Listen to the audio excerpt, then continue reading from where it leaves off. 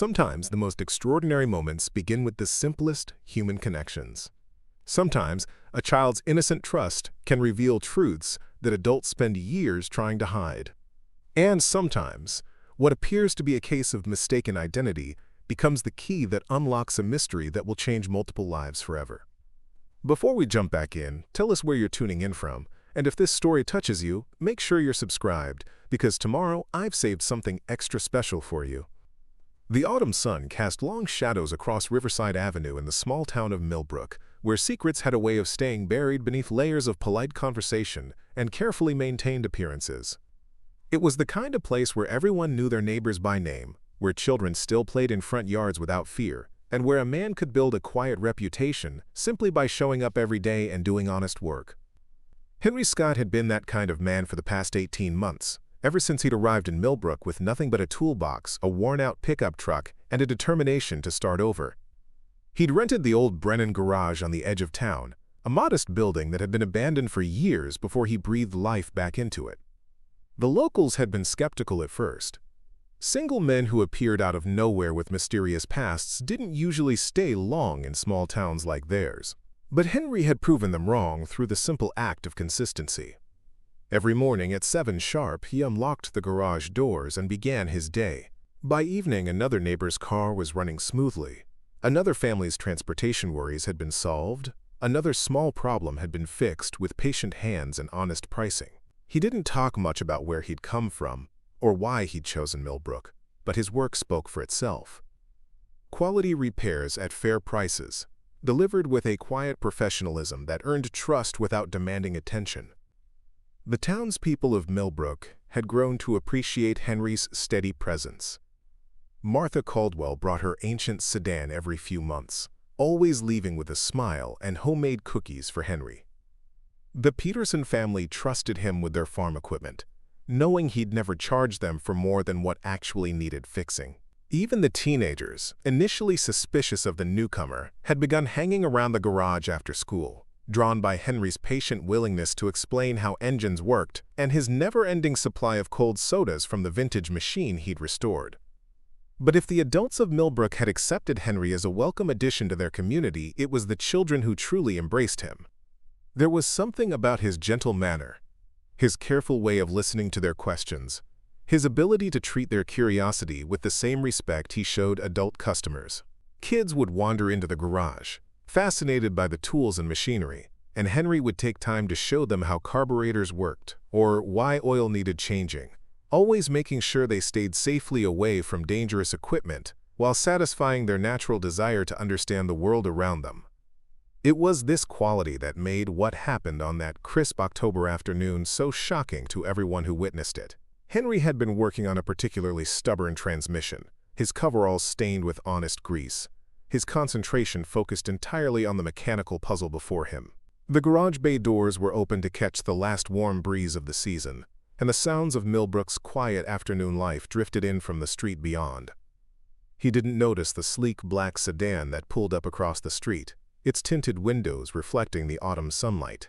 He didn't see the woman behind the wheel, her hands gripping the steering wheel as she watched his every movement with an intensity that suggested more than casual interest.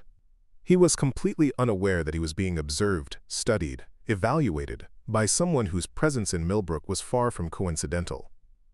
What Henry did notice was the sound of running footsteps on concrete, the rapid patter of small feet that seemed to be moving with urgent purpose. He looked up from his work just in time to see a little girl, perhaps 5 or 6 years old, running toward the garage with an expression of pure joy illuminating her face. Her dark hair flew behind her like a banner, her small arms pumped with determination, and her voice carried clearly across the distance between them. "Papa! Papa!" she called out, her voice filled with unmistakable love and recognition. "I found you!" For a moment, time seemed suspended in that garage bay. Henry straightened slowly, his wrench still in his hand, his face showing confusion mixed with something deeper, something that looked almost like recognition. The little girl, Zia Vergara, didn't slow down. She ran straight into his arms as if she'd been doing it her entire life, as if there was nowhere else in the world she belonged.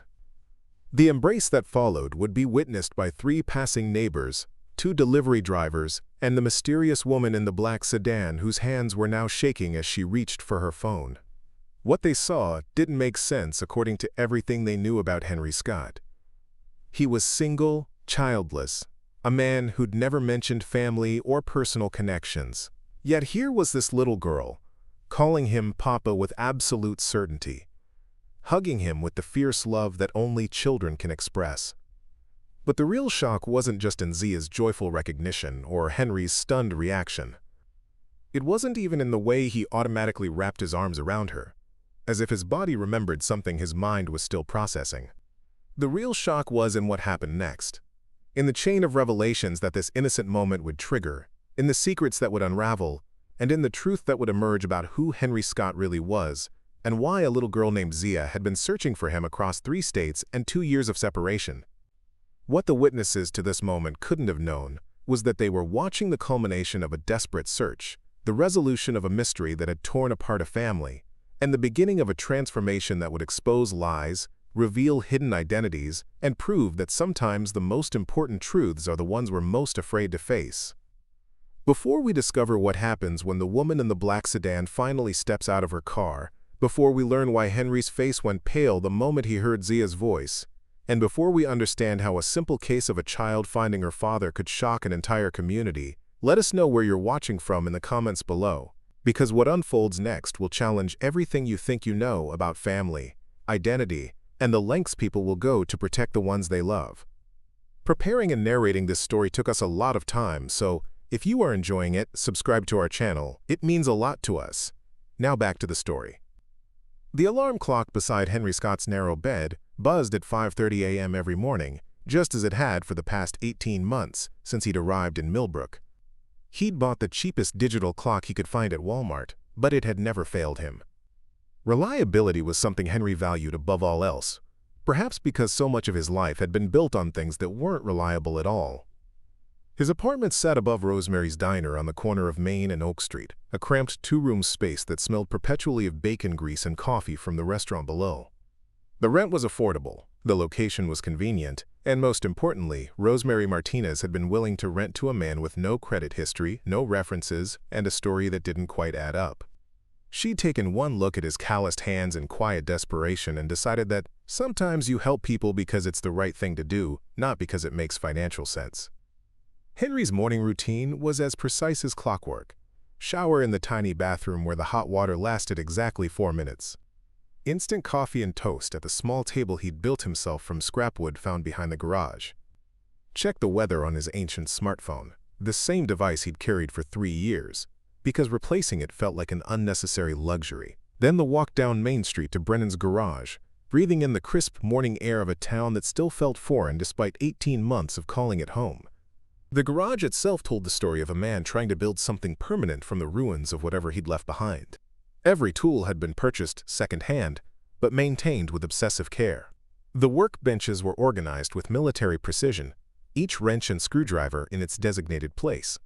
The concrete floor bore fresh oil stains from honest work, but Henry mopped it clean every evening before locking up. He'd painted the walls himself, a soft blue that reminded him of better times, though he never spoke about what those times might have been. Financial records, if anyone had cared to examine them, would have revealed a man living on the absolute edge of sustainability. Henry charged fair prices for his work, sometimes too fair according to Martha Caldwell, who regularly scolded him for undervaluing his expertise. Every dollar earned went toward rent, basic groceries, and essential supplies for the garage. There were no luxuries, no entertainment budget, no savings account growing fat, with future possibilities. Henry Scott lived like a man who didn't expect to be in Millbrook forever, even though he worked like someone planning to stay for decades. The townspeople had learned not to ask too many personal questions. Henry deflected inquiries about his past with the skill of someone who'd practiced evasion until it became second nature. Where had he learned automotive repair? Here and there. What brought him to Millbrook? Seemed like a good place to work. Did he have family elsewhere? A brief pause then. Not anymore. The responses were polite but final, delivered with a tone that suggested the conversation should move in a different direction. But if Henry was guarded about his personal history, he was generous with his professional knowledge. Tommy Richardson, the high school quarterback, learned to change his own oil because Henry patiently walked him through the process 3 times. Mrs. Vincent's elderly Ford ran like new because Henry took pride in solving problems that other mechanics might have dismissed as unfixable. The Hendersons' farm truck survived another harvest season because Henry stayed late on a Friday night, refusing payment for the overtime hours. Children were drawn to Henry in ways that puzzled some adults but seemed natural to anyone who watched him interact with them. 8-year-old Casey Walsh spent afternoons at the garage, asking endless questions about how engines worked. Henry would stop whatever he was doing to explain compression ratios or demonstrate how spark plugs fired, his patience endless when it came to curious young minds. 13-year-old Maria Santos brought her bicycle for repairs that she could have handled herself, but Henry never turned her away, recognizing that sometimes kids needed a safe place to talk about problems that had nothing to do with mechanical failures. There was something gentle about Henry that made children trust him instinctively. He never raised his voice, even when frustrated with a particularly stubborn repair. He listened when they talked, making eye contact and asking follow-up questions that proved he was paying attention. Most importantly, he treated their concerns with the same seriousness he showed adult customers. When Casey worried that his parents might get divorced, Henry didn't dismiss the fear or offer false reassurances. Instead, he talked about how some problems took time to solve, and how sometimes the best thing you could do was focus on the things you could control while hoping the adults in your life would figure out the rest. The contradiction between Henry's careful distance from adult relationships and his natural connection with children was noted by more than one Millbrook resident. Rosemary Martinez, who watched him through the diner window every morning, often wondered what had happened to make such a young man so wary of forming attachments.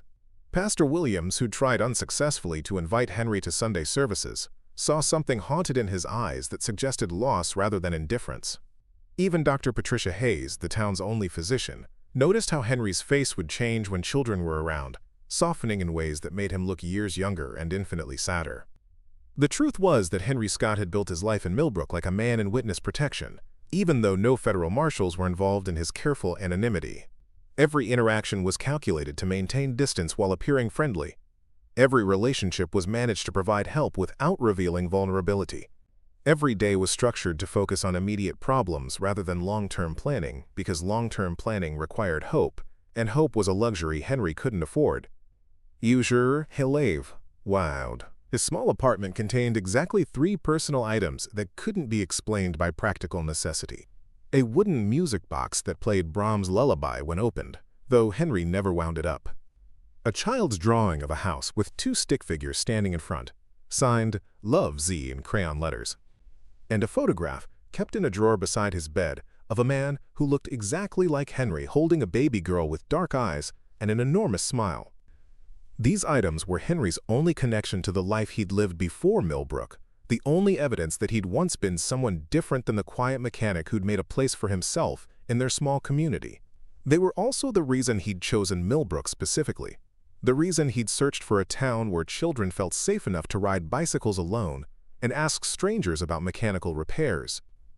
Because somewhere out there, Henry knew, was a little girl who might still be looking for the father she'd lost, and he'd positioned himself in exactly the kind of place where lost children might eventually find their way home. He had no way of knowing that his careful planning was about to be tested, or that the life he'd built through 18 months of patient work was about to change forever. All he knew was that another day had begun, another opportunity to help his neighbors solve their problems while keeping his own secrets safely buried. The morning sun filtered through the garage's front windows as Henry unlocked the bay doors, unaware that this would be the last ordinary day of his carefully constructed new life. The Tuesday morning that would change everything started exactly like the 547 Tuesday mornings that had come before it. Henry was elbow-deep in the engine compartment of Earl Jameson's pickup truck, diagnosing a persistent rattling sound that had been driving the old farmer to distraction for weeks.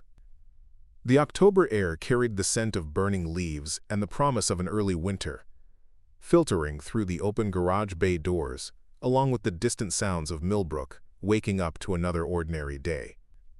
Henry had isolated the problem to a loose heat shield near the exhaust manifold, a 15-minute fix that would cost Earl $30 in labor and save him from weeks of worry about expensive engine damage.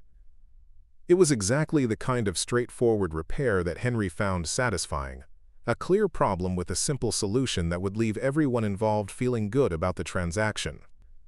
He was reaching for his socket wrench when the black sedan appeared at the edge of his peripheral vision, gliding down Riverside Avenue with the quiet elegance of expensive engineering. Even without looking directly at it, Henry could tell it didn't belong in Millbrook. The car moved too smoothly for their pothole-riddled streets, sat too low for their unpaved parking areas, and gleamed with the kind of pristine finish that suggested someone who could afford to replace rather than repair. The sedan slowed as it passed the garage, then continued down the street before making a careful U-turn at the intersection. Henry felt a familiar tightening in his chest, the same sensation that had kept him alert and alive during the 2 years before he'd found refuge in Millbrook. Strange cars with tinted windows had once meant danger, pursuit, the possibility that his carefully maintained anonymity had been compromised. But 18 months of peaceful routine had dulled his reflexes, and he forced himself to focus on Earl's truck rather than paranoid fantasies about unmarked vehicles. The sedan made a second pass, this time parking directly across the street with a clear view of the garage's interior. Henry's hands stilled on his tools as old instincts reasserted themselves. The engine was still running, suggesting someone prepared for quick departure. The windows were tinted dark enough to conceal the occupants, but not so dark as to attract police attention. Most telling of all, the car had positioned itself with optimal sight lines while maintaining multiple escape routes. These were observations that Henry Scott, small-town mechanic, shouldn't have been able to make with such precision. But the man Henry had been before Millbrook had learned to read threats in the arrangement of vehicles, the timing of appearances, the subtle signs that distinguish surveillance from coincidence. He'd hoped never to need those skills again, but muscle memory was proving stronger than wishful thinking. Earl chose that moment to emerge from Rosemary's Diner across the street, coffee cup in hand, and an expectant expression on his weathered face. "How's she looking, Henry?" he called out, approaching the garage with the unhurried gait of a man who'd learned that most problems solve themselves if you gave them enough time. "Just a loose heat shield," Henry replied, forcing his voice to remain steady despite the adrenaline beginning to course through his system. "Give me 10 more minutes and she'll be quiet as a church mouse." Earl nodded with satisfaction and settled into the plastic chair Henry kept beside the workbench for customers who preferred to supervise repairs. "Figured it wasn't anything serious. Truck's been good to me for 12 years, no reason to think she'd start falling apart now." As Henry returned to his work, he noticed Earl's attention drifting toward the black sedan. Small-town curiosity was as reliable as morning coffee in Millbrook, and unfamiliar cars always attracted speculation about their owner's business. "Don't recognize that vehicle," Earl observed, squinting through the garage's bright lighting toward the street. "Looks expensive. Maybe someone's got relatives visiting from the city." Henry made a non-committal sound while positioning himself to work on the truck's engine from an angle that kept the sedan in his sightline.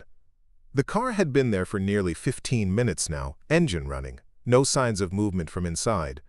Either someone was conducting very patient surveillance, or they were waiting for something specific to happen. The something specific arrived 20 minutes later in the form of a Millbrook Elementary School bus rumbling down Riverside Avenue on its afternoon route. Henry had memorized the bus schedule months ago, not from any particular interest in public transportation, but because the sound of children's voices had become one of the few things that could lift his spirits on difficult days. The bus stopped at the corner of Riverside and Pine, discharging its usual collection of backpack-laden students who scattered toward their respective homes with the boundless energy of youth finally released from classroom constraints. Most of the children headed in familiar directions, toward houses Henry had come to recognize during his 18 months of observation. The Walsh kids turned left toward the Blue Victorian, where their mother grew prize-winning roses. The Santos twins walked straight down Pine Street toward the duplex they shared with their grandmother. Tommy Richardson jogged toward the high school parking lot, where his after-school job at the hardware store awaited. But one small figure separated from the group and began walking in an entirely unexpected direction. A little girl, perhaps 5 or 6 years old, with dark hair that caught the afternoon sunlight and a determined stride that suggested she knew exactly where she was going. She wore a pink backpack decorated with cartoon unicorns and carried herself with the confident independence of a child who'd been taught to navigate the world without fear. Henry's hands froze on his tools as recognition hit him like a physical blow. The curve of her jaw, the set of her shoulders, the way she swung her arms while walking, everything about her posture triggered memories he'd spent 18 months trying to suppress. It couldn't be possible. The odds were astronomical. But his heart was pounding with a certainty that defied rational calculation. The little girl was walking directly toward the garage, her pace quickening with each step. Behind her, the black sedan's engine noise changed tone, suggesting the driver had shifted into gear. And from his position beside Earl's truck, Henry found himself caught between the overwhelming urge to run toward the child and the equally powerful instinct to disappear before whatever was happening could unfold completely. Earl had noticed the girl's approach as well. "Cute little thing," he observed with grandfatherly approval. "Don't think I've seen her around town before. Must be new to the area." Henry couldn't respond. His throat had closed with emotion he didn't dare acknowledge, and his vision was tunneling toward the small figure who was now close enough for him to see her face clearly. Dark eyes that sparkled with intelligence and mischief. A smile that could light up rooms and melt the hardest hearts. Features that were unmistakably familiar despite the passage of time and the impossible circumstances of her appearance. The girl had reached the garage's entrance, her small sneakers silent on the concrete floor as she stepped inside. She looked around with curious assessment, taking in the organized tools, the partially dismantled engine, the two men standing beside the workbench. When her gaze finally settled on Henry, her face transformed with an expression of pure, radiant joy. "Papa," she called out, her voice carrying clearly across the garage's interior. "Papa, I found you!"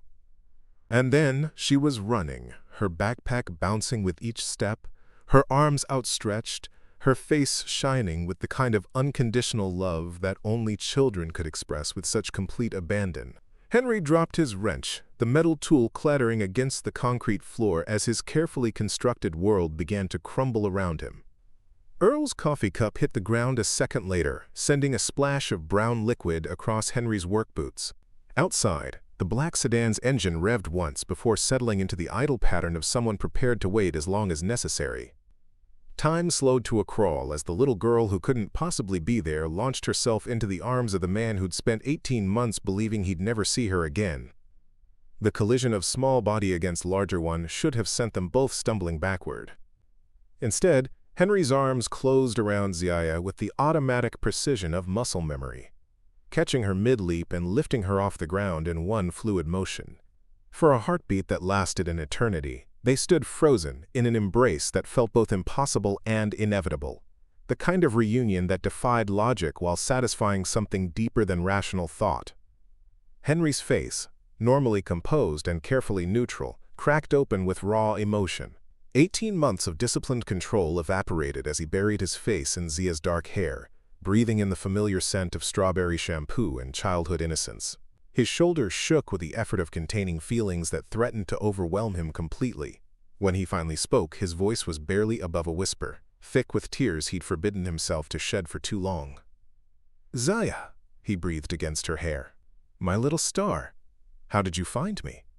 Earl Jameson had witnessed 67 years of life in Millbrook, including births, deaths, marriages, divorces, and every variety of human drama that small towns could generate. But he'd never seen anything quite like the transformation that swept over Henry Scott in that moment. The reserved mechanic who deflected personal questions and maintained careful emotional distance had disappeared entirely, replaced by a man whose entire being radiated love, relief, and desperate gratitude. Zia pulled back just far enough to frame Henry's face with her small hands, studying his features with the intensity of someone confirming a treasured memory. "You look different," she announced with the brutal honesty that only children could deliver without malice. "Your hair is shorter, and you have lines here." She traced the worry lines around his eyes with one finger. "Have you been sad, Papa?" The question hit Henry like a physical blow. Of course he'd been sad. He'd been heartbroken, terrified, consumed with guilt and grief for every day of their separation. But how could he explain that to a 6-year-old who'd somehow found her way across impossible distances to appear in his garage like an answer to prayers he'd been afraid to voice? "Sometimes," he admitted, settling her more securely in his arms. "But not anymore. Not now that you're here." Earl cleared his throat, the sound startling both Henry and Zia from their private reunion. "Henry," he said carefully, his farmer's practicality asserting itself over the emotional drama unfolding in his presence. "This little girl seems to know you pretty well. Is there something you need to tell me?" Before Henry could formulate a response that wouldn't expose 18 months of carefully maintained deception, Zia twisted in his arms to beam at Earl with the confidence of a child who'd never met a stranger she couldn't charm. "I'm Zia Vergara," she announced proudly. "This is my papa, but his name isn't really Henry Scott. That's his pretend name for when we play hide and seek." The innocent revelation landed in the garage's quiet atmosphere like a bomb detonating in slow motion.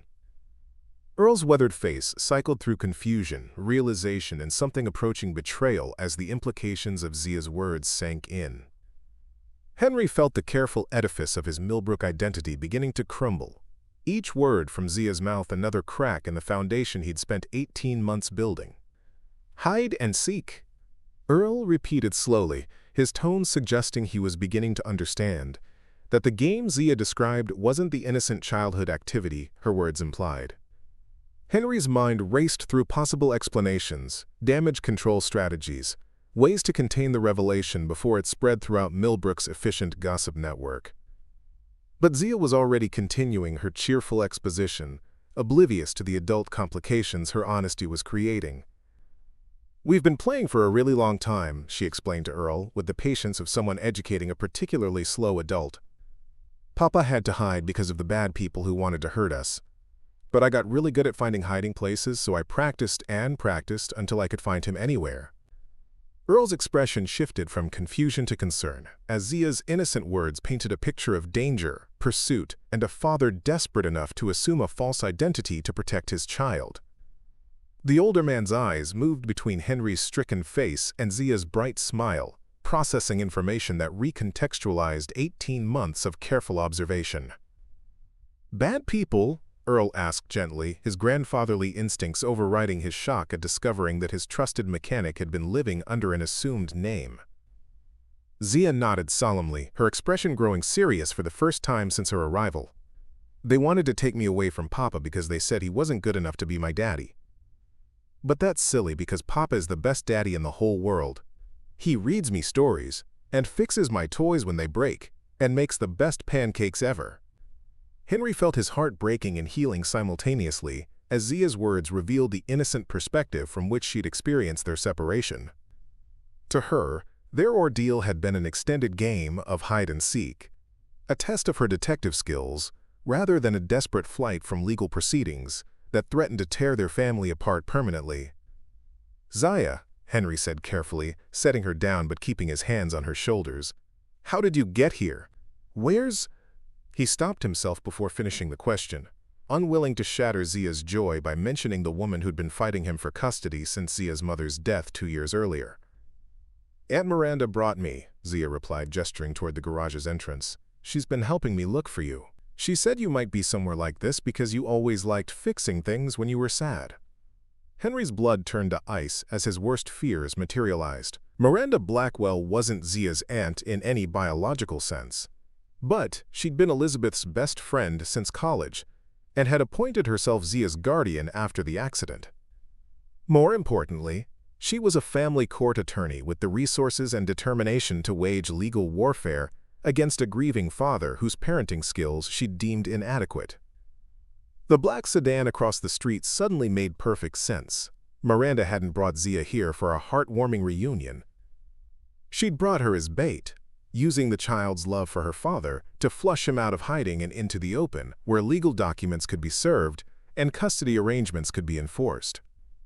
Earl seemed to sense the shift in Henry's demeanor, the way his relief was curdling into panic as the implications of Zia's presence became clear. "This Miranda," Earl said carefully, "she knows you're here."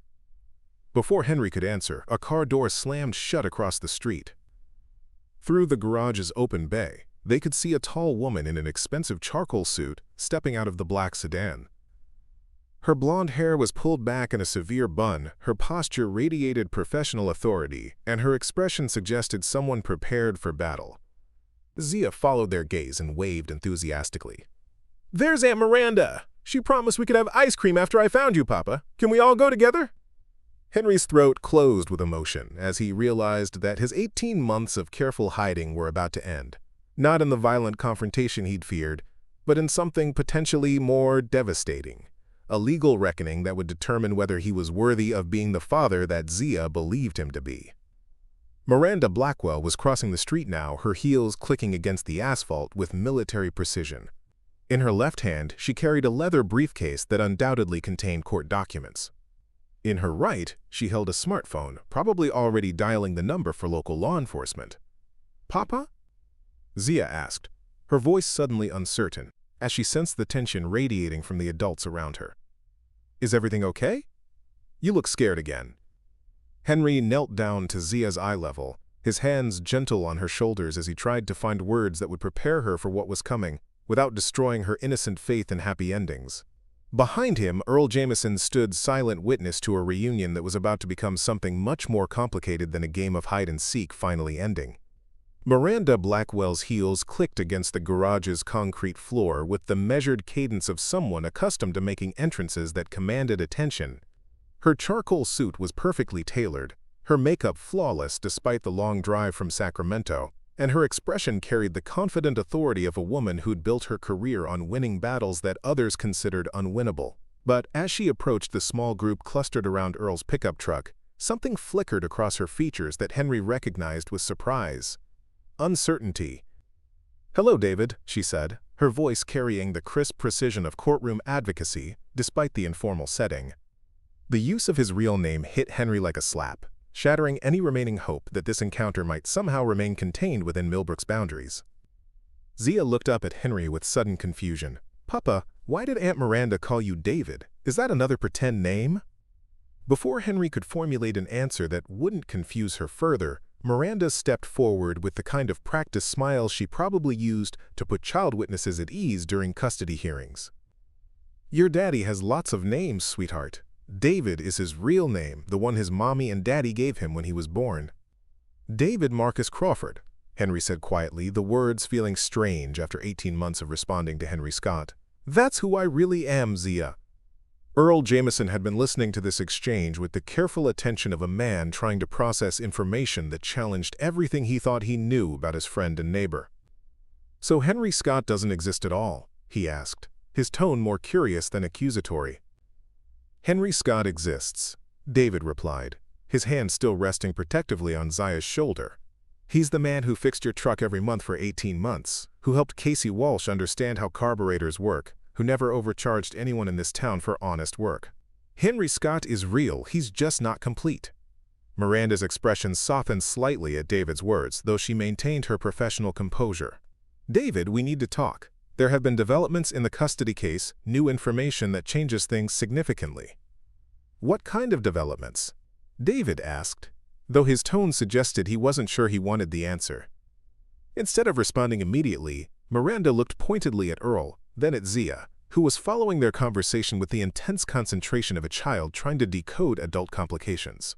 "Perhaps we could discuss this privately." "No," David said firmly, pulling Zia closer to his side. "Whatever you have to say, you can say it in front of Zia. She's been through enough confusion and separation, no more secrets." Earl cleared his throat diplomatically. "I could take the little miss over to Rosemary's for some hot chocolate while you folks sort things out," he offered, his grandfatherly instincts recognizing the need for adult conversation while also showing genuine concern for Zia's well-being. Zia's face lit up at the mention of hot chocolate, but she looked to David for permission before responding to Earl's invitation. The small gesture revealed the strength of their bond and the way she instinctively turned to him for guidance, even in situations involving treats and new experiences. "Would you like that, little star?" David asked, using the pet name that had slipped out during their reunion. "Earl makes the best recommendations in town, and Rosemary serves hot chocolate with extra marshmallows." "Can I come back after?" Zia asked seriously. "I don't want to play hide-and-seek anymore, Papa. I want to stay with you." The simple statement hit both adults with devastating impact. David's eyes filled with tears he was no longer trying to hide, while Miranda's professional mask slipped enough to reveal genuine emotion underneath. For a moment, the three adults stood united in their desire to protect this child from further disappointment. regardless of their legal disagreements. "You can come back," David promised, though he wasn't sure he had the authority to make such guarantees. "Earl will take good care of you and will be right here when you're finished with your hot chocolate." As Earl led Zia toward the diner, chatting easily about Rosemary's famous marshmallow technique and the resident tabby cat who liked to supervise kitchen operations, Miranda and David found themselves alone in the garage for the first time in over 2 years. The silence stretched between them, filled with history, regret, and the weight of decisions that had brought them to this moment. "She looks happy," Miranda observed, watching through the garage door as Earl helped Zia navigate the diner's front steps. "Healthy, well-adjusted. That's not what I expected to find." "What did you expect?" David asked, though he wasn't sure he wanted the answer. Miranda set her briefcase on Henry's workbench and opened it with practiced efficiency, withdrawing a thick folder that David recognized as a case file. "I expected to find a man who'd kidnapped his daughter and was hiding from justice. I expected to find a child who'd been traumatized by separation from everything familiar, living in fear and instability. Instead, you found Henry Scott, respected member of the Millbrook community, and a little girl who thinks she's been playing the world's longest game of hide-and-seek." "Exactly." Miranda's admission carried a weight that suggested months of reconsideration. "David, I need you to understand something. When Elizabeth died, when you fell apart, when the court appointed me as Zia's temporary guardian, I genuinely believed I was protecting her from a father who wasn't capable of providing stability." David felt the familiar surge of anger that had sustained him through the darkest months after Elizabeth's death, but it was tempered now by 18 months of healing and the evidence of Zia's obvious happiness. "And now? Now I've spent 6 weeks tracking you across 3 states, following paper trails and credit records and witness accounts. Do you know what every single person told me about Henry Scott?" David shook his head, though he suspected he knew where this conversation was heading. "They told me he was reliable, honest, generous with his time and skills. They told me he was especially good with children, patient and kind and trustworthy. Mrs. Caldwell told me he wouldn't take payment for fixing her car when she was short on money. The high school kids told me he taught them automotive basics without ever making them feel stupid for not knowing things." Miranda paused, pulling out a photograph from her file that David recognized as a surveillance photo taken sometime in the past few weeks. It showed him kneeling beside a young boy's bicycle, patiently explaining something about gear mechanisms while the child watched with rapt attention. "Tommy Richardson's mother sent me this," Miranda continued. "She said you spent 2 hours teaching her son to change his own oil, refusing payment and insisting it was important for young men to understand how to maintain their own vehicles. She said you treated Tommy like he was your own son." David studied the photograph, remembering the afternoon in question and the satisfaction he'd felt watching Tommy master a skill that would serve him for years to come. "Tommy's a good kid. Reminds me a lot of myself at that age." "That's exactly what she said you told her." Miranda's voice was growing softer, the prosecutorial edge fading as she continued her recitation. "David, I came here expecting to arrest a kidnapper and rescue a traumatized child. Instead, I found evidence of a man who's built a life based on service to others, who's created a stable home for his daughter, who's become an integral part of a community that clearly values and respects him." The admission hung in the air between them, heavy with implications that neither was quite ready to voice. Outside, they could see Zia through the diner window, animated in conversation with Earl and Rosemary, her laughter audible even at a distance. "What happens now?" David asked, though he was afraid he already knew the answer. Miranda reached into her briefcase again, this time withdrawing a manila envelope sealed with red wax that carried the official emblem of the Sacramento County Superior Court. David recognized the seal immediately, his stomach clenching with memories of similar documents that had once threatened to strip away his parental rights permanently. But something about Miranda's handling of this particular envelope suggested its contents were different from the legal weapon she'd wielded in their previous battles. "Before I explain what this contains," Miranda said carefully, "I need you to understand that there are people involved in this case who have resources and motivations that go far beyond what either of us initially realized." David frowned at the cryptic phrasing. What kind of people? Instead of answering directly, Miranda pulled out her smartphone and showed him a photograph of a man in an expensive suit standing beside a black Mercedes outside the Sacramento courthouse. The man appeared to be in his 60s, with silver hair and the kind of confident bearing that suggested significant wealth and power. David didn't recognize him, but something about Miranda's expression suggested he should. "This is Senator William Hartwell," Miranda said quietly. "Elizabeth's biological father." The revelation hit David like cold water. In the 2 years he'd been married to Elizabeth, she'd mentioned her father exactly twice, both times to explain why he wasn't part of their lives. Elizabeth had been raised by her mother after her parents' divorce when she was 3 years old. Her father had remarried, started a new family, and essentially erased his first daughter from his life until she was old enough to be politically useful. "Elizabeth hated him," David said slowly. "She said he only contacted her when he needed to appear family-oriented for campaign purposes." "That's exactly right," Miranda confirmed. "But Senator Hartwell has been taking a very active interest in Zia's welfare since Elizabeth's death. He's been funding the custody investigation, providing legal resources, and making calls to ensure that his granddaughter is placed in what he considers an appropriate environment." David felt pieces of a puzzle clicking into place, revealing a picture that was both clearer and more disturbing than anything he'd previously imagined. "He's the one behind the custody challenge, not you." "I thought it was my idea," Miranda admitted, her professional composure showing cracks of vulnerability. "When Elizabeth died and you started drinking, when you missed those court hearings, when you seemed to be falling apart, I genuinely believed I was protecting Zia from an unstable situation. But looking back, I can see how my concerns were being shaped, amplified, guided by someone with much more sophisticated understanding of family court politics." She pulled out another document from the envelope, this one bearing letterhead from a high-end private security firm based in Los Angeles. "Senator Hartwell hired investigators to track you down. Professional surveillance experts. Not the kind of amateur detective work I was doing with credit reports and phone records." David scanned the document, noting dates, locations, and detailed observations that painted a comprehensive picture of his activities over the past 18 months.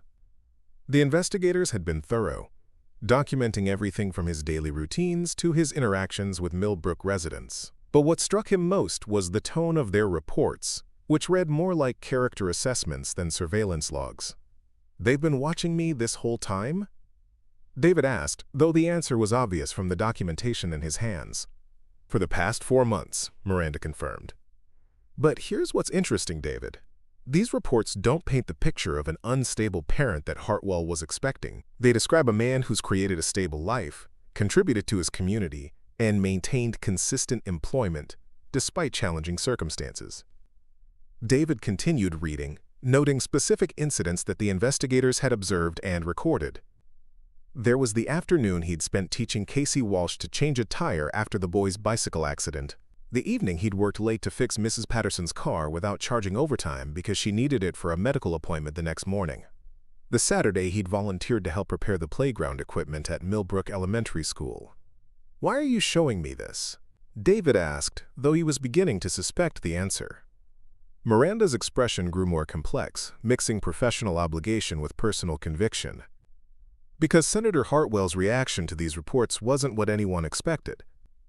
Instead of vindication for his custody challenge, he found evidence that contradicted everything he'd assumed about you." She pulled out a final document, this one handwritten on personal stationery rather than official letterhead. David recognized the elegant script immediately, though he hadn't seen Elizabeth's handwriting in over 2 years. The letter was addressed to him, but the envelope had never been opened. "Elizabeth wrote this 3 days before she died," Miranda said softly.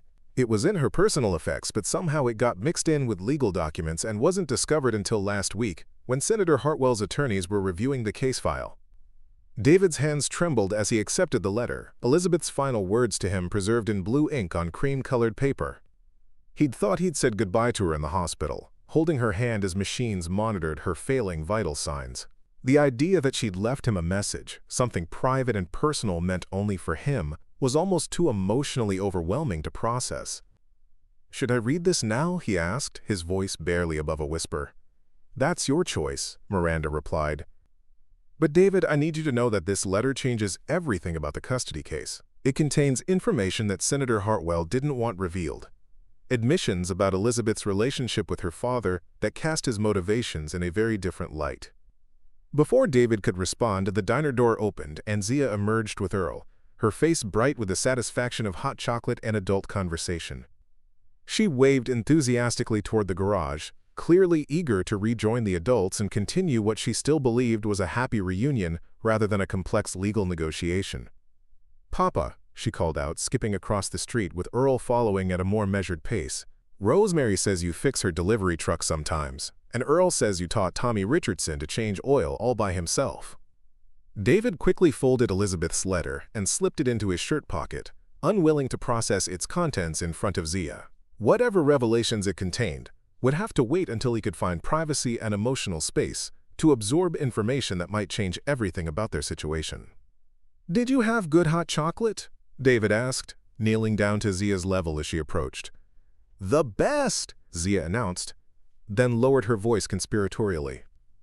"Earl says Millbrook is a nice place to live, and that you're the best mechanic he's ever met. Are we going to stay here, Papa? I like it here." The innocent question carried weight that none of the adults were prepared to address. David looked at Miranda, searching her expression for clues about how Elizabeth's letter might affect their legal standoff. Earl cleared his throat diplomatically, sensing adult tensions that were beyond his understanding but clearly significant. "That depends on a lot of things, little star," David said carefully. "Grown-up things that we need to figure out together." Miranda was studying her smartphone, frowning at a text message that had apparently arrived while they were talking. Her expression grew troubled as she read, then she looked up at David with something approaching alarm.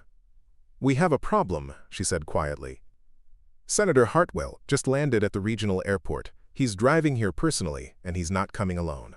The black Lincoln Town car arrived exactly 43 minutes after Miranda's warning, gliding down Riverside Avenue with the quiet authority of government transportation. David watched from the garage doorway as the vehicle parked directly in front of Rosemary's Diner, its positioning deliberate and strategic. Senator William Hartwell wasn't just making an entrance. He was establishing territorial control over the small town square that had become the unlikely battlefield for his family's future. The rear door opened first, revealing a man in his 30s wearing the kind of expensive suit that cost more than most Millbrook residents earned in a month. His movements were precise, professional, and his eyes immediately began cataloging escape routes, sightlines, and potential threats with the systematic attention of trained security personnel.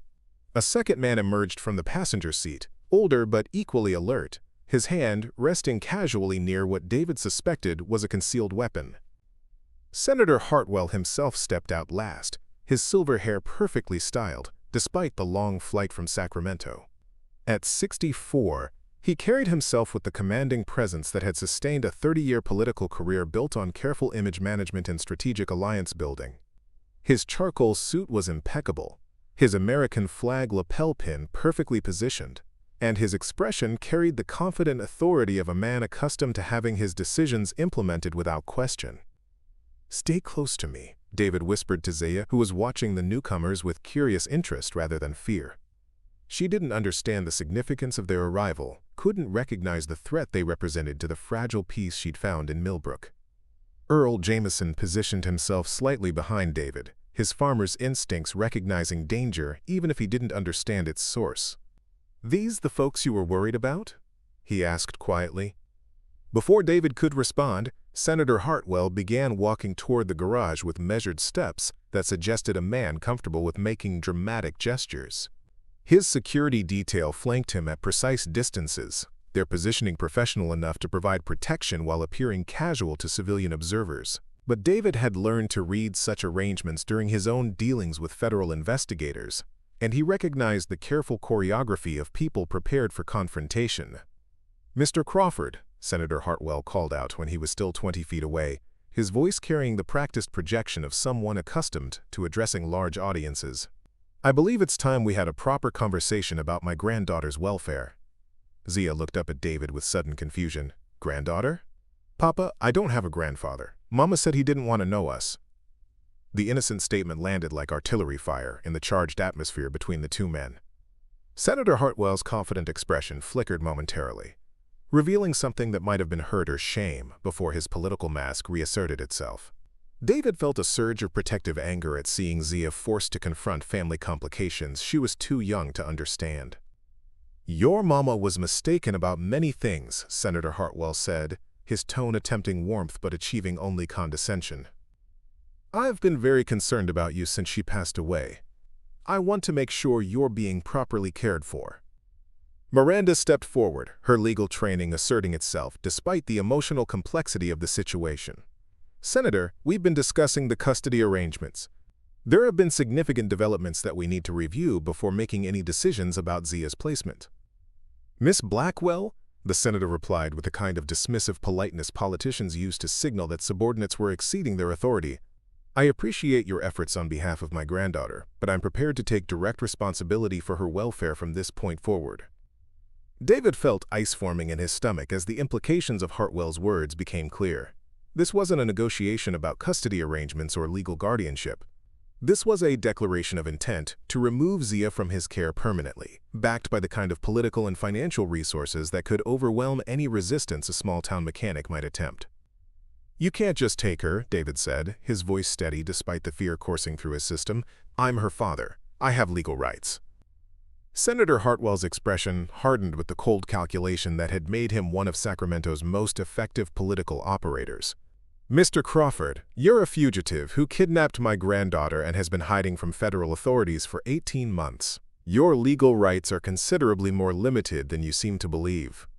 The words hit David like physical blows, each accusation precisely chosen to maximize damage while maintaining plausible deniability. Federal authorities suggested FBI involvement, which would terrify any small-town residents who might be inclined to support David. Kidnapping carried implications of violence and criminality that would override any sympathy for a grieving father. And the 18-month timeline emphasized premeditation rather than desperate flight. Earl Jamison's weathered face showed growing anger as he processed what he was hearing. "Now hold on just a minute," he said, his farmer's directness cutting through political maneuvering. "Henry Scott is a good man who's been nothing but helpful to this community. I don't know what kind of family politics you people are playing, but you can't just show up here and start throwing accusations around." One of Hartwell's security men shifted slightly, his body language suggesting readiness to intervene if the local farmer became more than verbally confrontational. But Senator Hartwell raised a hand in a gesture that was simultaneously calming and dismissive. "I understand that Mr. Crawford has cultivated relationships during his time in hiding," Hartwell said smoothly. "Fugitives often integrate themselves into communities as a form of camouflage, but the fact remains that he violated court orders, fled across state lines with a minor child, and has been evading legal proceedings for over a year."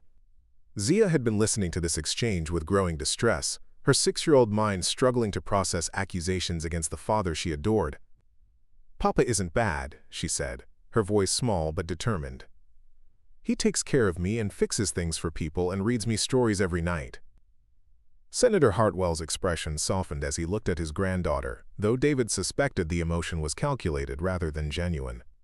"Sweetheart, sometimes adults make mistakes that hurt the people they love. Your daddy made some very serious mistakes after your mama died, and now we need to make sure you're in a stable environment where you can grow up safely."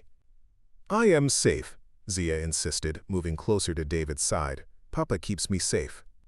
We have a good house, and I go to school, and I have friends, and Papa teaches me about cars and fixing things." Miranda had been unusually quiet during this exchange, studying documents in her briefcase with the intensity of someone searching for legal ammunition. Now she looked up with an expression that suggested she'd found something significant.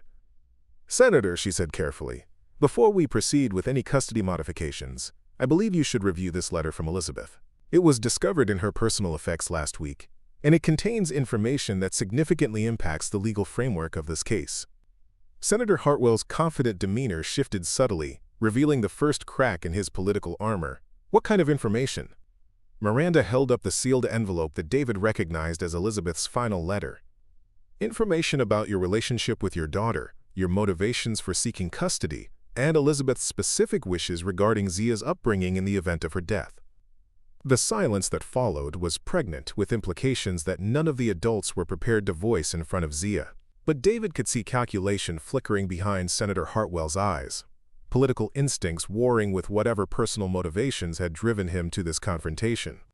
"Perhaps," the senator said slowly, "we should discuss this matter privately before making any final decisions about my granddaughter's future." Miranda broke the seal on Elizabeth's letter with deliberate precision, her movements watched by every person present as if she were defusing a bomb rather than opening personal correspondence.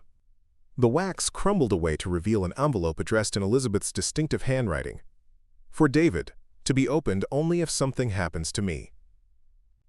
The date written below was 3 days before the car accident that had changed all their lives forever. "Before I read this aloud," Miranda said, her voice carrying the careful authority of someone about to reveal information that would shift the entire foundation of their conflict, "I need everyone to understand that Elizabeth wrote this as a dying woman's final testament. She was already experiencing symptoms from the brain aneurysm that would kill her, and she knew her time was limited." Senator Hartwell's composed political mask began showing stress fractures for the first time since his arrival. "Miranda, I don't think this is the appropriate setting for—" "Actually, Senator, this is exactly the appropriate setting," Miranda interrupted, her prosecutorial instincts overriding her previous deference to his authority. "Because this letter isn't just Elizabeth's final words to her husband. It's her sworn statement about why she chose David as Zia's father, and why she specifically wanted to ensure that you would never have custody of their daughter." The words landed like grenades in the quiet garage. Even Zia, despite her young age, seemed to sense the seismic shift occurring in the adult world around her. She pressed closer to David's side, her small hand finding his with the instinctive need for security that children display when familiar structures begin crumbling. David's throat constricted with emotion as Miranda began reading Elizabeth's final words, her voice steady but colored with the gravity of speaking for the dead. "My dearest David, if you're reading this, then the headaches and dizzy spells have turned into something worse, and I'm gone. I know how much you love Zia, and I know how terrified you are of losing her too. But there are things about my father that I never told you, things I was too ashamed to admit, even to myself." Miranda paused, glancing at Senator Hartwell, whose silver complexion had grown noticeably paler. His security detail remained in position, but their body language suggested growing discomfort with a situation that was spiraling beyond their control parameters.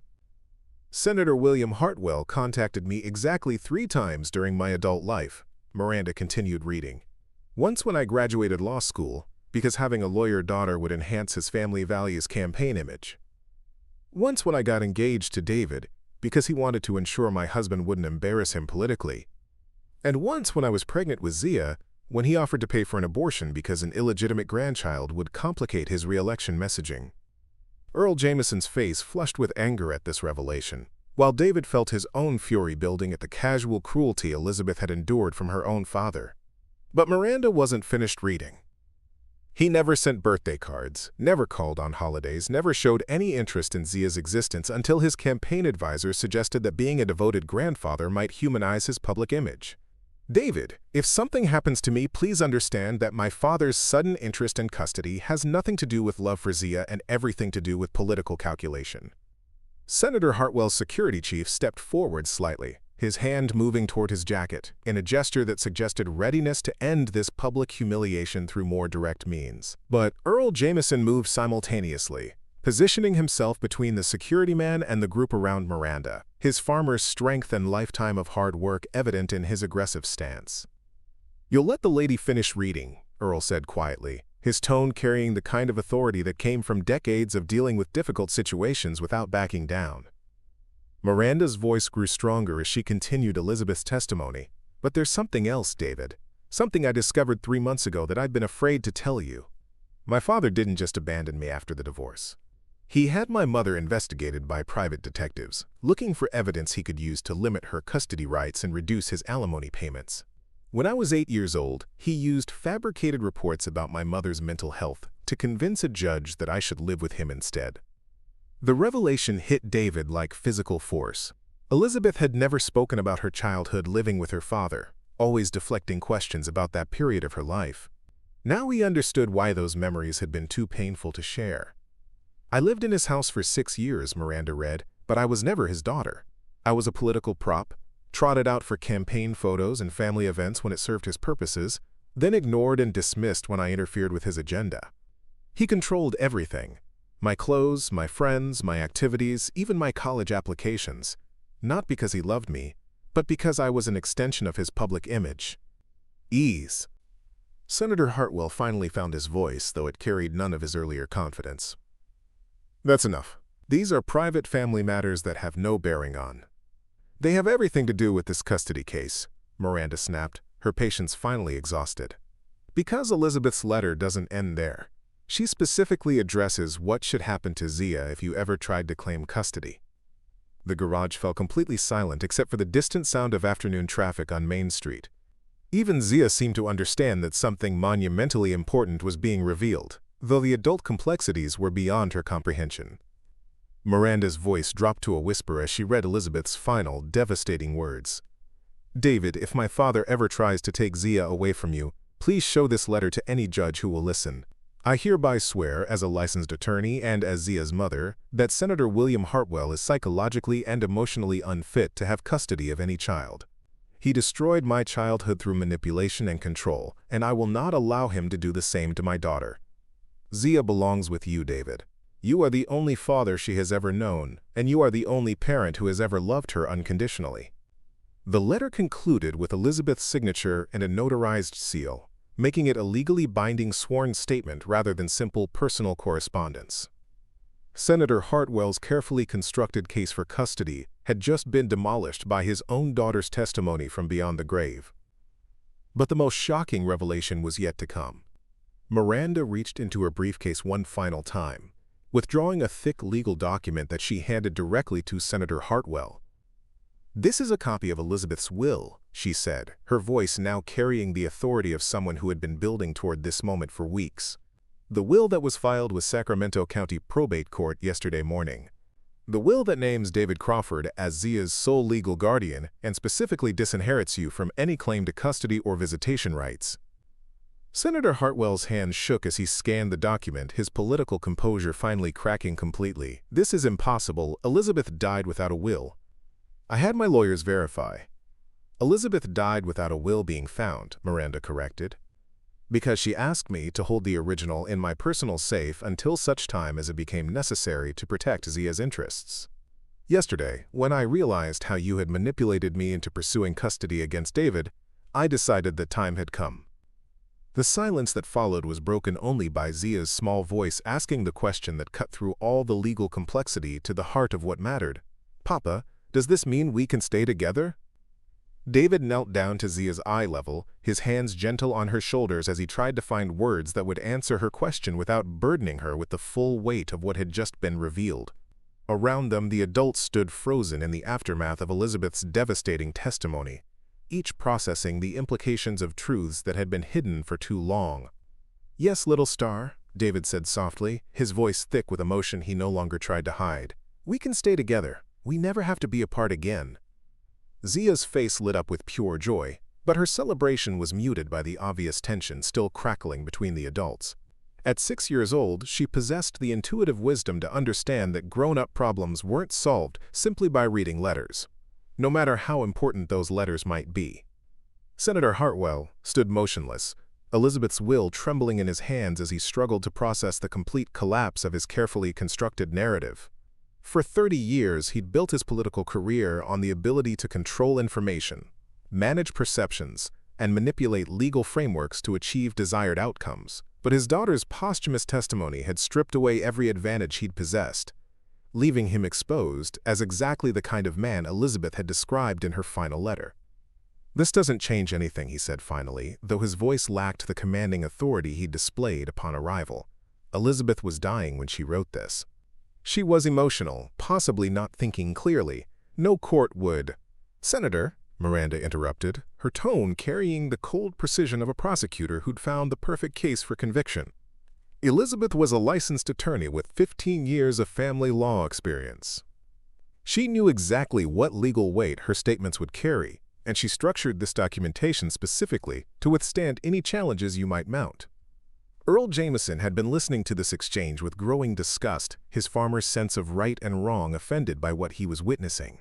"Mister, I don't know much about politics or fancy legal papers, but I know something about family, and what you're describing isn't family, it's ownership." The simple observation cut through layers of legal complexity to expose the fundamental issue at stake. Senator Hartwell's pursuit of custody had never been about love or concern for Zia's welfare. It had been about control, image management, and the pathological need to dominate everyone within his sphere of influence. David rose to his full height, 18 months of grief and fear transforming into protective fury as he fully grasped the extent to which his family had been manipulated. "You destroyed Elizabeth's childhood," he said, his voice steady but vibrating with controlled anger. "You turned your own daughter into a campaign prop, used fabricated evidence to steal her away from the mother who loved her, and then ignored her for years when she didn't serve your political purposes." Senator Hartwell's security detail shifted nervously, recognizing the escalating tension but uncertain how to respond to a confrontation that was entirely verbal yet potentially more dangerous than physical violence. Their training had prepared them for protesters and political opponents, not for the righteous anger of a father protecting his child from psychological predators. "My relationship with Elizabeth was complicated," Senator Hartwell said, attempting to regain some measure of control over the narrative. "But that has nothing to do with my desire to ensure Zia's proper upbringing. She deserves advantages, opportunities, educational resources that a small-town mechanic simply cannot provide." The condescending dismissal of David's worth triggered something primal in Earl's protective instincts. "Henry Scott has provided more genuine care and stability for that little girl in 18 months than you provided for your own daughter in 18 years, he said, his voice rising with indignation. "Money doesn't make a man a good father, character does, and you've shown us plenty about your character today." Miranda had been studying additional documents from her briefcase, cross-referencing Elizabeth's letter against legal precedents and custody statutes.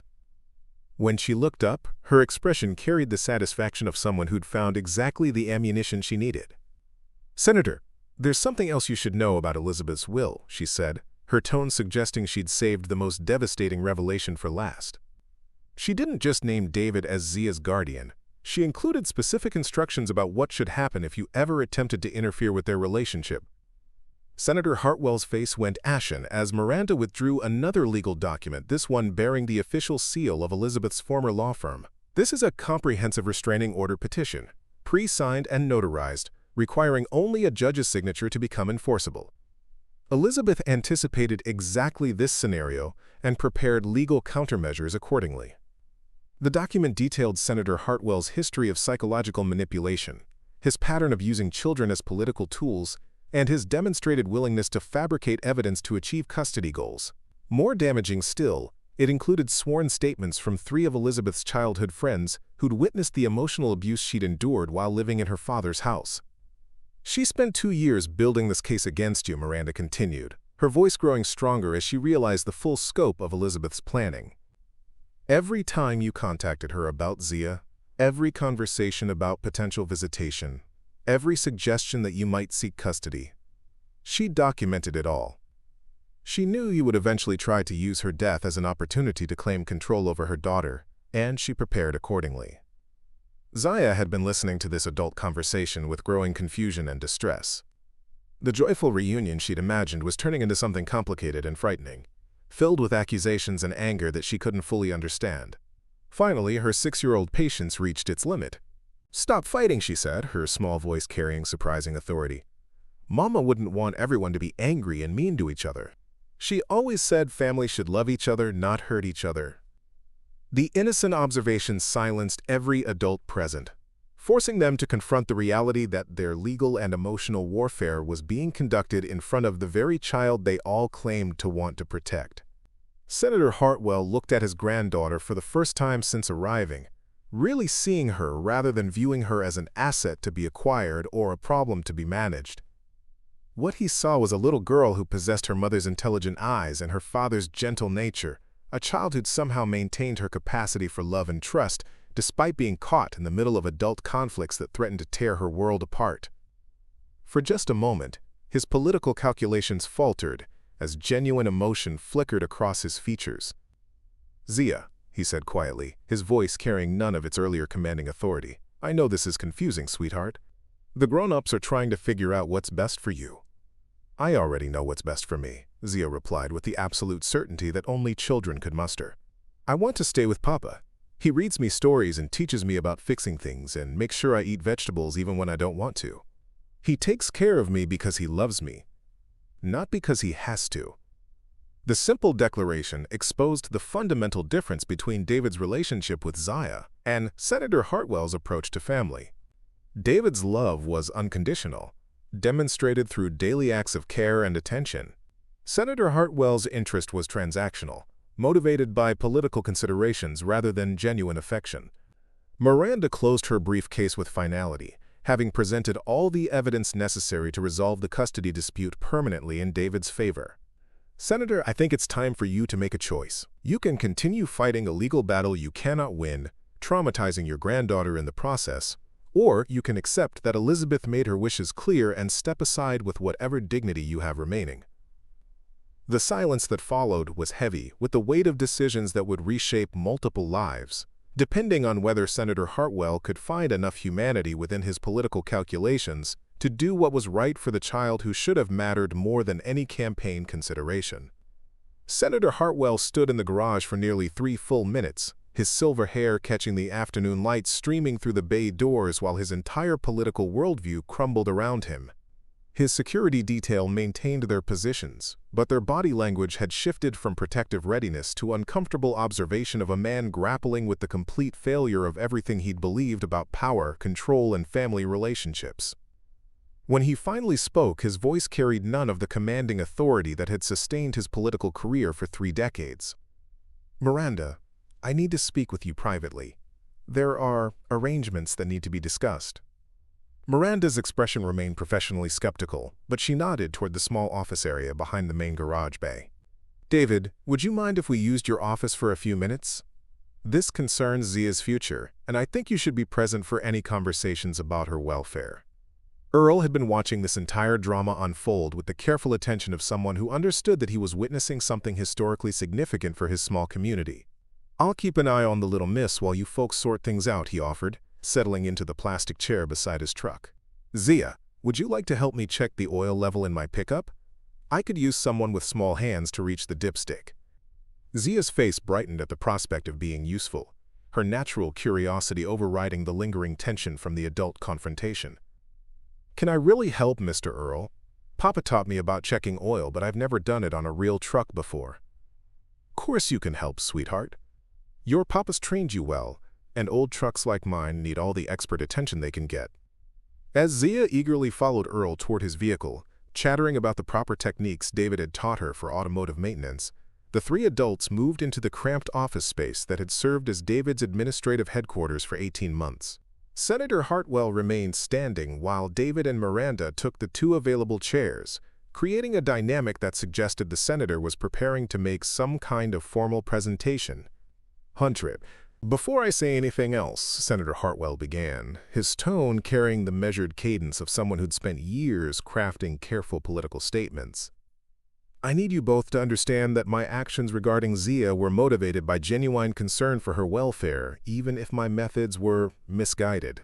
Miranda's legal training kicked in immediately. Senator, anything you say here could be used in future legal proceedings. Are you sure you want to continue without your attorney present? My attorney is the reason I'm in this situation, Senator Hartwell replied with bitter honesty.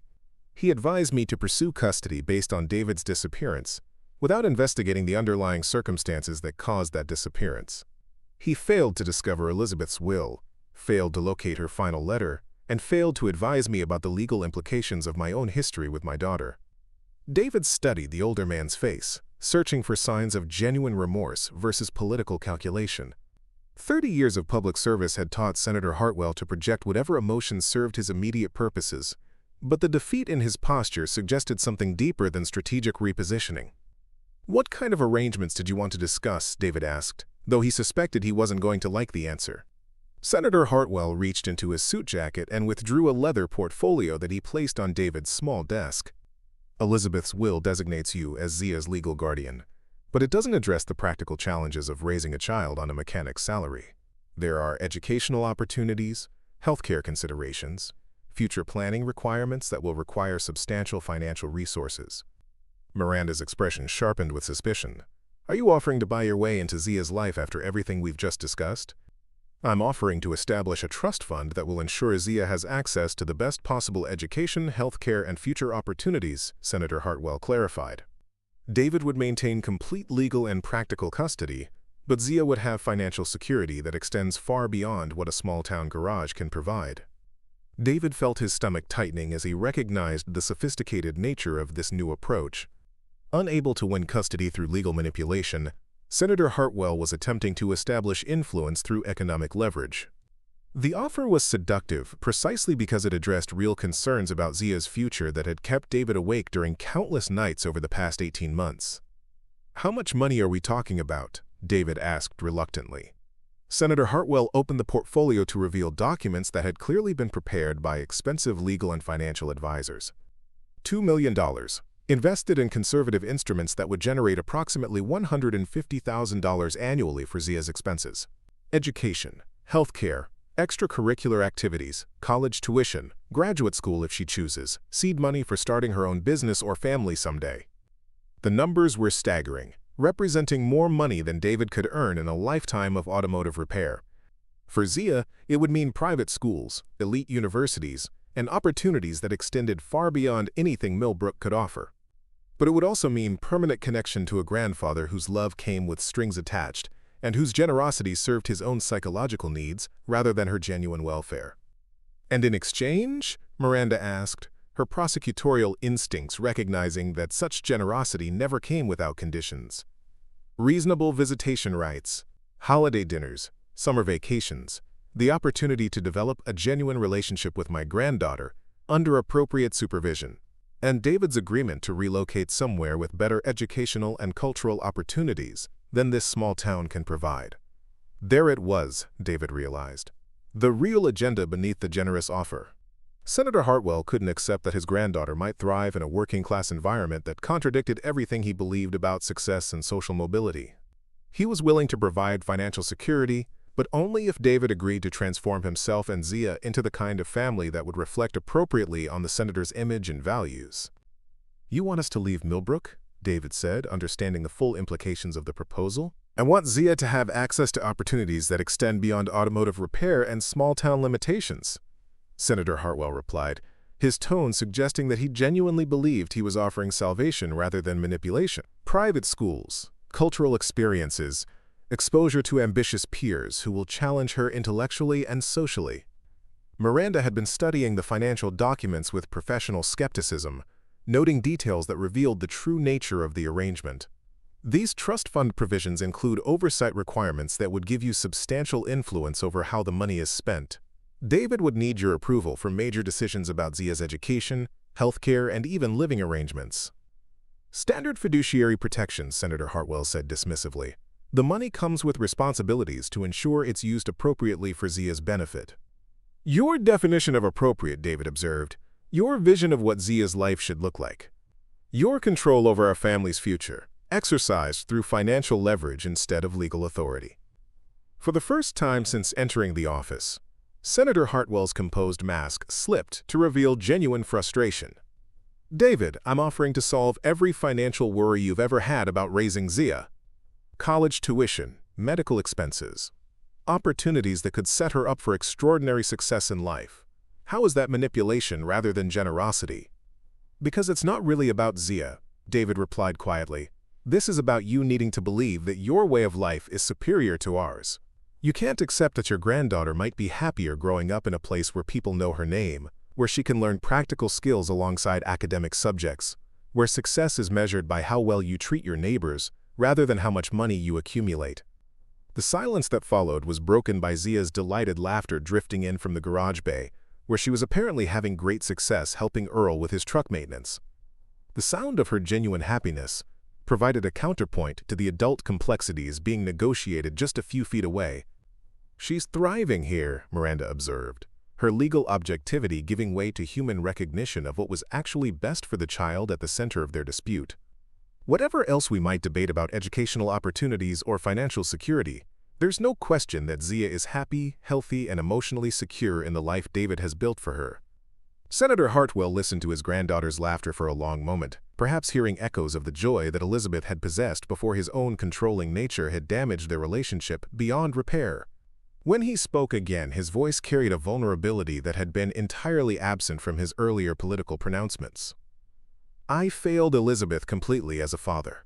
I want the chance to do better as a grandfather.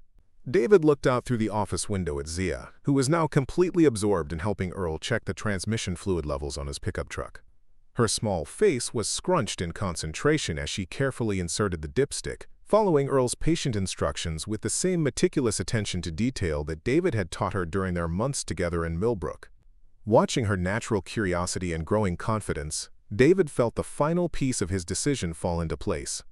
"Senator," he said, turning back to face the older man whose expensive suit and political bearing seemed increasingly out of place in the modest garage office. "I appreciate what you're trying to do, and I believe you when you say you want to be a better grandfather than you were a father, but I can't accept your offer." Senator Hartwell's face showed genuine surprise, as if the possibility of rejection had never seriously occurred to him. "David, I understand you have concerns about the oversight provisions, but those can be modified. We could restructure the trust to give you more discretion over financial decisions while still ensuring Zia has access to—" "It's not about the money," David interrupted gently. "It's about what accepting that money would mean for who Zia becomes and how she sees the world." Miranda had been studying David's expression during his conversation with Senator Hartwell, recognizing the quiet determination that had sustained him through 18 months of hiding and uncertainty. "Explain what you mean," she said, though her tone suggested she already understood the principle behind his decision. David moved to the office window, gesturing toward the scene in the garage bay where Zia was now explaining to Earl what she'd learned about proper fluid levels, her confidence growing with each successful demonstration of her mechanical knowledge. "Look at her out there. She's not just learning about truck maintenance. She's learning that her hands can fix things, that her mind can solve problems, that people will value her for what she can contribute, rather than what she can afford to buy." Senator Hartwell followed David's gaze, studying his granddaughter with the focused attention of someone trying to understand a foreign concept. "David, those are admirable values, but they don't have to be exclusive of educational advantages and financial security. Zia could learn practical skills and still have access to elite universities, cultural experiences, global opportunities that would expand her horizons far beyond what's available in Millbrook." "At what cost?" David asked, his voice carrying the weight of hard-won wisdom. "Senator, I spent 2 years watching Elizabeth struggle with the damage you did to her sense of self-worth. She was brilliant, successful, professionally accomplished, but she never felt like she was enough because you taught her that love was conditional on meeting your expectations for success." The observation hit Senator Hartwell like a physical blow, forcing him to confront the long-term consequences of his parenting philosophy in ways that political calculations couldn't deflect or minimize. His daughter's death had ended any possibility of repairing their relationship, but the patterns that had driven Elizabeth away were still active in his approach to Zia's future. "I don't want Zia to grow up believing that her worth depends on impressing people with expensive schools or prestigious achievements," David continued. "I want her to know that she's valuable because of who she is, not because of what she accomplishes or accumulates." Miranda had been listening to this exchange with growing respect for David's principled stance, recognizing the strength it took to refuse financial security for the sake of his daughter's psychological well-being. "Senator, I think what David is saying is that your offer comes with hidden costs that go beyond oversight provisions or relocation requirements." "What kind of hidden costs?" Senator Hartwell asked, though his tone suggested he was beginning to understand the implications of his proposal. "The cost of teaching Zia that her current life isn't good enough," David explained. "The cost of telling her that the community that's embraced us, the friends who've supported us, the simple happiness we've found here, all of that needs to be abandoned in pursuit of something better, more impressive, more worthy of a senator's granddaughter." Earl's voice drifted in from the garage bay, praising Zia's careful work and explaining how her attention to detail would help keep his truck running smoothly for years to come. The old farmer's genuine appreciation for her contribution provided a stark contrast to the conditional approval that Senator Hartwell's financial offer represented. "But David," Senator Hartwell said, his voice carrying a desperation that revealed how much he needed this arrangement to work, "without proper financial planning, Zia might not have access to opportunities that could transform her life. What if she has the potential to be a doctor, a lawyer, a scientist, but can't afford the education necessary to develop those abilities?" David smiled at the question, recognizing the fundamental misunderstanding that drove Senator Hartwell's anxiety about Zia's future. "Senator, the most important education Zia can receive is learning that she has the power to solve problems with her own hands and mind, Everything else builds on that foundation. That's a beautiful sentiment, Senator Hartwell replied, but sentiment doesn't pay for medical school or provide venture capital for innovative businesses. You're right, David acknowledged. But there are other ways to provide financial security that don't require us to accept your definition of what Zia's life should look like. Miranda looked up from the legal documents with sudden interest. What are you thinking? David had been developing this idea during the week since Miranda first appeared with her investigation, recognizing that his skills and reputation in Millbrook represented assets that could be leveraged without compromising his principles or independence. I'm thinking about expanding the garage. Training programs for young people who want to learn automotive repair, partnerships with the high school for practical education credits, maybe even franchise opportunities for other small towns that need reliable mechanical services. The proposal caught both Miranda and Senator Hartwell off guard, representing a vision for growth that maintained David's connection to community service while creating sustainable financial advancement. It was the kind of innovative thinking that demonstrated exactly the problem-solving abilities that Senator Hartwell claimed to value, but applied to working-class entrepreneurship rather than elite professional advancement. You're talking about building a business based on the relationships you've developed here, Miranda observed, her legal mind immediately grasping the commercial potential of David's community-centered approach. I'm talking about proving that success doesn't require abandoning the people and values that made you who you are, David clarified. Zia could learn business management alongside mechanical repair, develop leadership skills while serving her neighbors, and build wealth that comes from creating value rather than managing inherited money. Senator Hartwell studied David with new attention, perhaps recognizing for the first time that the small-town mechanic possessed exactly the kind of entrepreneurial vision that his political rhetoric frequently celebrated. But he also seemed to understand that David's approach to success would remain forever incompatible with the social climbing and image management that had defined the senator's own life. And if your business expansion fails, Senator Hartwell asked. If the economy changes, if competition emerges, if unforeseen circumstances threaten everything you're building, then Zia will have learned that failure is part of growth, that setbacks can be overcome through persistence and community support, and that her security comes from her own capabilities rather than someone else's wealth, David replied. Those are lessons worth more than any trust fund. The silence that followed was broken by Zia's excited voice calling from the garage bay. Papa, Papa, come see what Mr. Earl taught me about brake fluid. It's a whole different color than motor oil, and you can tell if it needs changing by looking at how clear it is. David turned toward his daughter's voice, then looked back at Senator Hartwell with quiet finality. That's my answer, Senator. Thank you for the offer, but Zia and I are going to build our future right here, with the people who've already proven they care about us for who we are rather than who we might become. Weigel. 2 years later, the sign outside the garage read, Crawford Automotive Training Center, in fresh blue letters that gleamed in the morning sunlight. Below it, a smaller sign announced, founded by David Crawford and Zia Crawford, Millbrook's first father-daughter business partnership. The expansion had transformed the single-bay garage into a 3-building complex that served as both a working auto repair facility and accredited vocational training center, drawing students from across 3 counties who wanted to learn automotive skills in an environment that valued character alongside competence. Zia, now 8 years old, moved through the training center with the confident familiarity of someone who'd grown up understanding that work was something to be proud of rather than something to escape from. She wore her own set of small coveralls, expertly tailored by Martha Caldwell, who'd appointed herself the center's unofficial seamstress, and carried a miniature toolbox that Earl Jameson had crafted in his workshop during the long winter months when farming duties were light. "Good morning, Papa," she called out as she entered the main garage bay, where David was already reviewing the day's training schedule with Rebecca Torres, the certified automotive instructor they'd hired 6 months earlier when enrollment exceeded their capacity to provide individual attention to each student. "Good morning, little star," David replied, accepting the quick hug that had become their daily ritual. Ready for another day of teaching the high school kids why preventative maintenance matters more than flashy modifications. Zia grinned with the satisfaction of someone who'd discovered her natural talent for explaining complex concepts in terms that reluctant teenagers could understand and appreciate. Tommy Richardson says his younger brother wants to sign up for our summer program. And Mrs. Patterson called to ask if we do training for adult students who want to learn basic maintenance skills.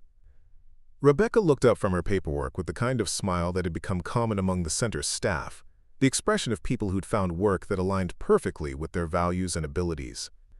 "David, we might need to consider expanding the evening program. I've had 12 inquiries this week from adults who want to learn enough automotive maintenance to save money on routine service calls."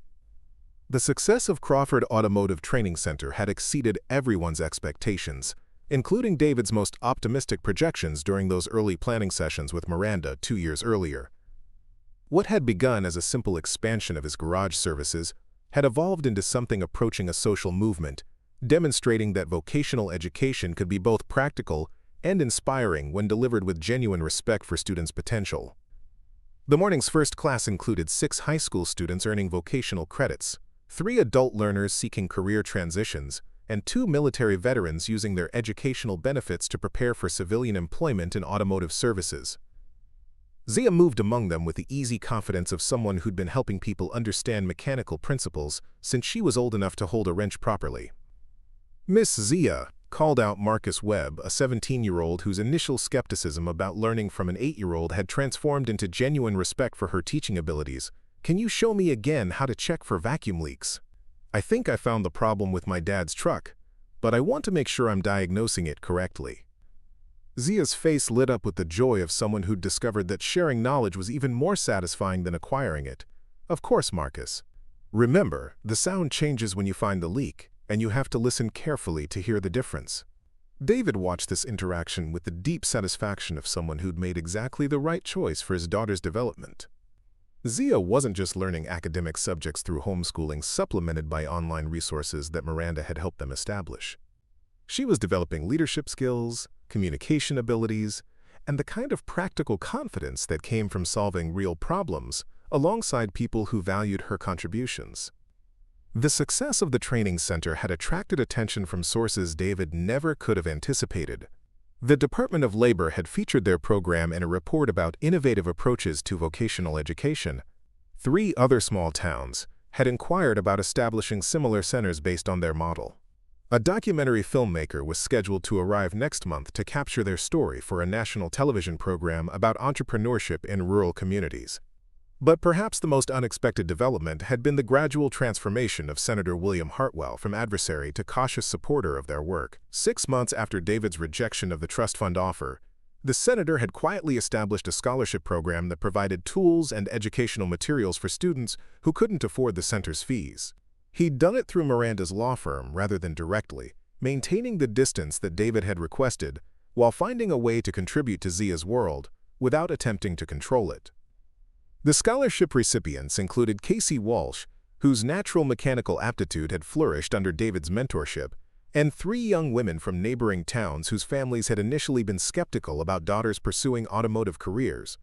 Their success had begun changing community attitudes about gender roles in technical fields, creating opportunities for other young women who'd previously been discouraged from exploring their interests in mechanical problem-solving. "Papa," Zia said during their lunch break, settling beside him on the bench outside the main building where they often ate sandwiches while discussing the morning's lessons, "do you think Mama would be proud of what we've built here?" The question had become more frequent as Zia grew older and began understanding the significance of her mother's death and the choices that had shaped their journey to Millbrook. David considered his answer carefully, wanting to honor Elizabeth's memory while helping Zia understand the values that had guided their decisions.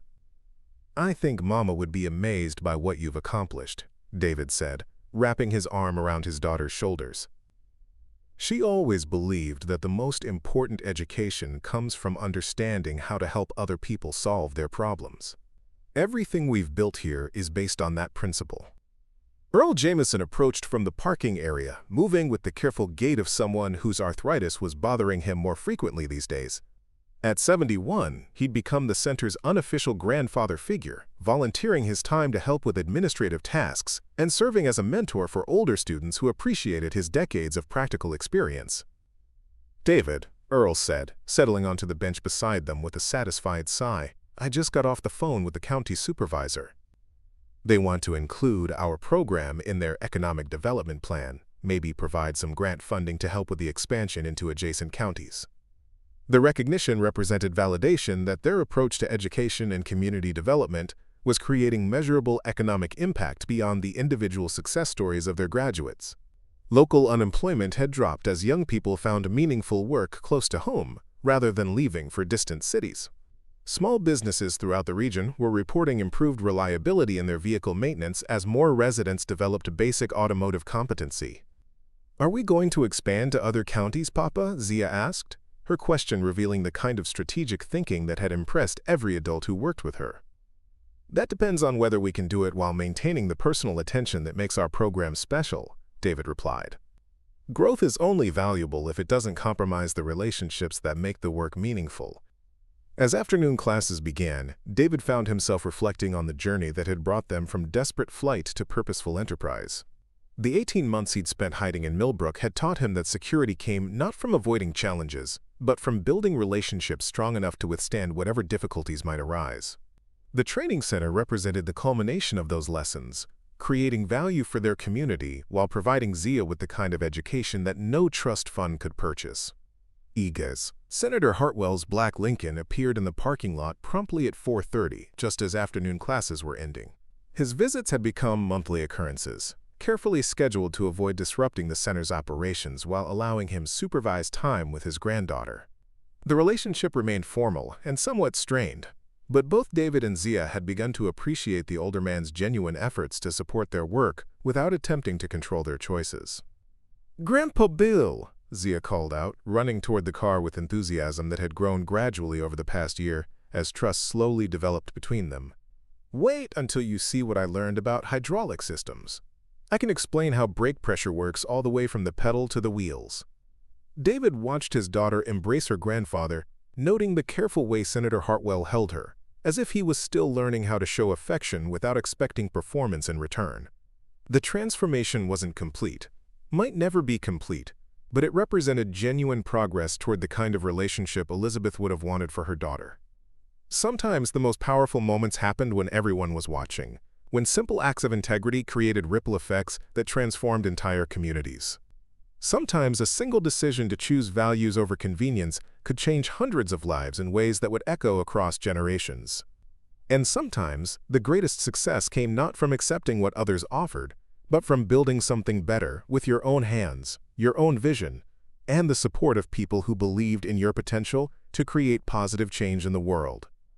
In Millbrook, on Riverside Avenue, where a small garage had become a center for learning and growth, that success continued to unfold one student, one family, one repaired relationship at a time. Up next, you've got two more standout stories right on your screen. If this one hits the mark, you won't want to pass these up. Just click and check them out.